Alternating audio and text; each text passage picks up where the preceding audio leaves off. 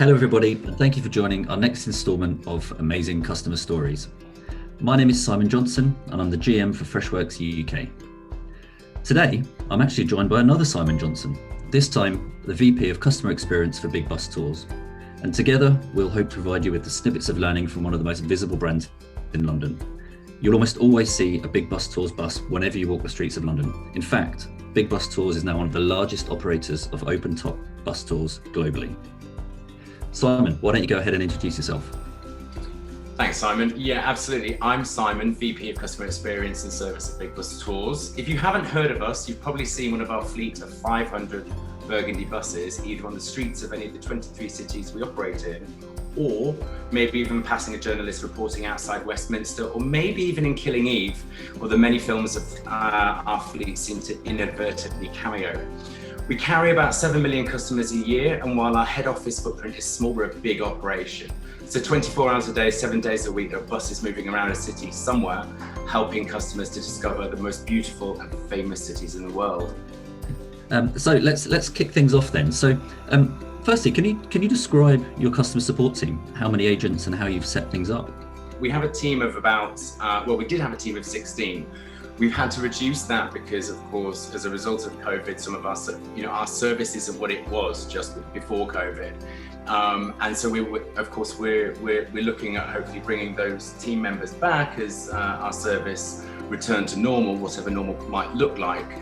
But what we've actually done is we've taken all 23 separate in-city customer service functions and centralized them. And that's been pretty critical to the success of our customer services and actually helping customers through these times. Amazing. So whereabouts are all of your agents actually based then? They're actually based out of Bucharest, which works great for us in terms of the time zone because it means we can meet all of Europe and also the East Coast of America, where we have a big presence. And as we actually increase the number of advisors, we'll increase the operational hours. But they're working pretty hard right now. Perhaps you can tell us a little about your customer base? Yeah, we've grown pretty quick over the past few years. The business was actually owned by a family for about 25 years. We were acquired by private equity about 5 years ago. We're celebrating our 30th anniversary this year. Like I mentioned, we carry about 7 million customers a year. Wow, 7 million passengers a year, that's unbelievable. Okay, so perhaps tell us a little bit more then about how you set up the support operation. What Freshworks products do you use and how?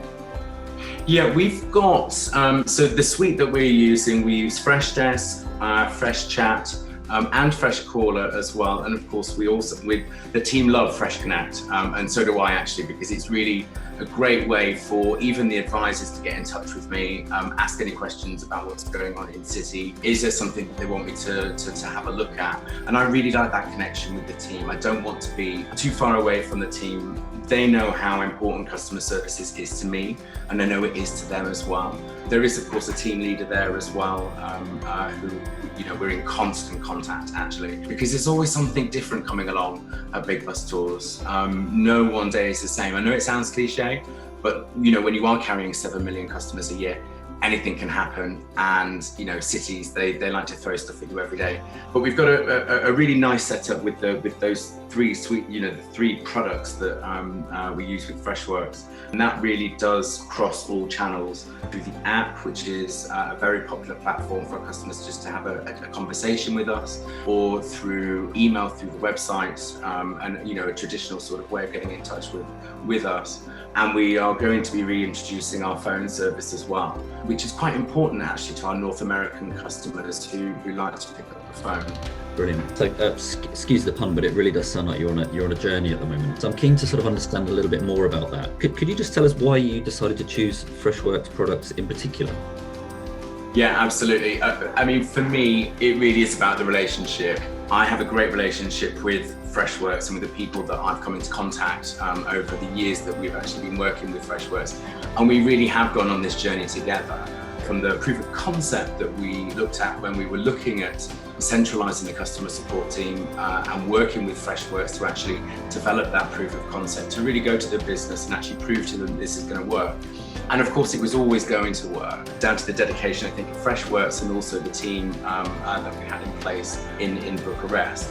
We've gone from working in 23 separate cities, all using Outlook, where nothing's connected, with no real understanding of the volume of inquiries, whether our customers were satisfied with the response, through to what we've got today, which is just a million miles away from where we were. So it sounds like you were brought on board to drive this company's strategy. Can you tell us a bit more about the strategy and where you really see your support and your service differentiating from the competition? We're really at the premium end of the ho-ho and sightseeing category, ho-ho being hop on, hop off.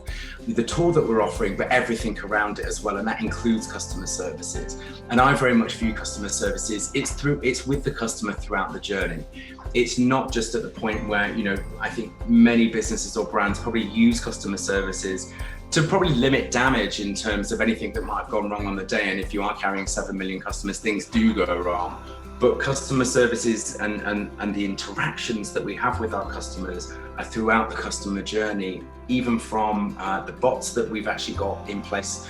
And we're doing some more proof of concepts with those bots to try and do some really cool stuff with some of the products that we do have, specifically in San Francisco with booking Alcatraz and Muir Woods, right through just to getting those little bits of customer information. So when that chat is handed off to an advisor, they've got everything they need to know, so they don't have to ask the customer again. It really is about embedding that support throughout the customer journey. And while I think humans are putting together the customer experience, it's this that's actually, we're providing the tools.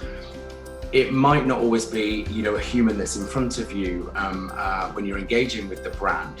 And I think that's quite an important sort of aspect of where we're going as a brand and the whole self-service, but making sure that there's always somebody there if you need them. I'm really keen here to perhaps dig in a bit more detail as to how you see the improvement, and perhaps, a bit more about, what you've seen along the way and where you think you're heading. We put the proof of concept into a couple of cities before we went live, all guns blazing, if you like, with the centralized team. And what we actually saw was a pretty significant increase in customer satisfaction in terms of the responses that they were receiving, and the general service as well, that personal service that I know that we call it the hub actually, customer services team are delivering. There was about a 25% increase in customer satisfaction from an in-city team to the hub looking after our customers. And I'm absolutely certain that that is also down to the way that we've implemented Freshworks, and also the way that we're giving the customers the opportunity to speak with us through any channel that they choose, including social media, through their mobile phone. In terms of CSAT, we weren't measuring that before, so I couldn't necessarily tell you what the score was before, but what I can tell you today is something that I'm very proud of and another business is very proud of. We have a CSAT score of anywhere between 4.7 and 4.9 out of 5. I couldn't ask for more. So throughout this time of pandemic and the kind of difficulties that we've found ourselves in over the past 9 months or so, have you seen a real change then in how prospects and customers are actually contacting you? Yeah, absolutely. Just prior to COVID, live chat was the go-to by the majority of our customers.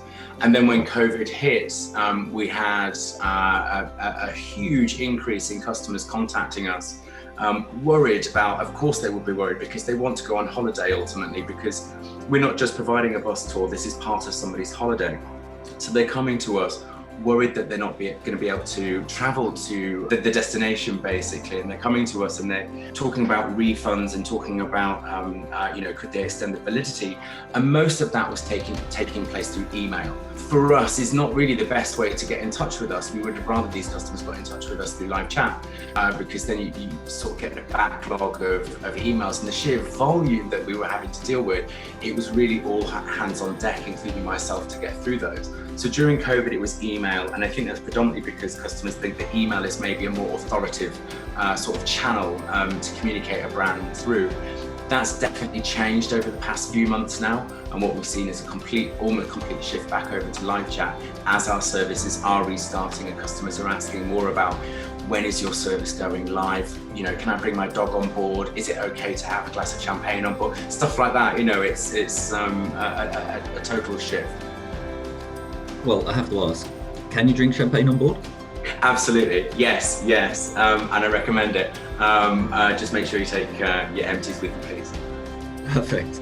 Okay, great. So throughout this conversation, you've been talking about how you guys are differentiating with the customer experience that you're delivering. I'd love to hear about some of your favorite examples, perhaps, of the amazing customer experience that you've been delivering. I think for some customers, we've become a friend.